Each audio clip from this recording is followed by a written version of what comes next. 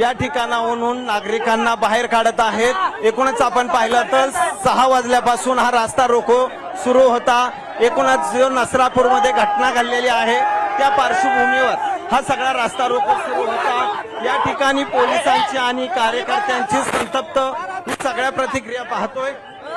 चिमुरडीचे वडील आहेत, तिला या ठिकाणावरून त्यांना घेऊन एकूणच पोलीस आहेत ते आता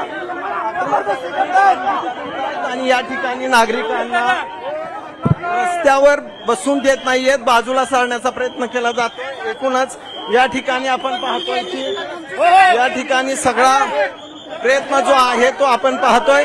6 वाजल्यापासून हे सगळं सुरू असताना पोलीस शांततेच्या मार्गातून खरं तर आंदोलन सुरू असताना चिमुरडीच्या या वडिलांना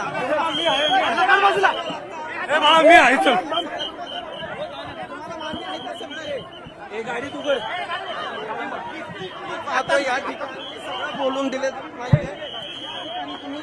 पोलीस जे आहेत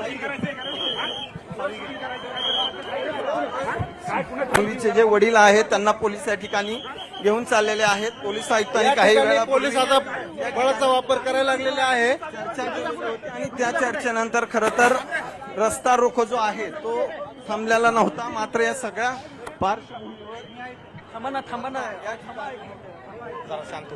पोलीस आयुक्त या ठिकाणी त्यांच्याशी बोलत आहेत। आता सगळं सांगत असताना या ठिकाणी मुलीच्या वडिलाला पोलिसांनी खरं तर या गाडीमध्ये बसवण्यात आलंय। गेले जवळपास 4 तासापेक्षा जास्त काळ हे सगळं सुरू होतं। पोलीस आयुक्त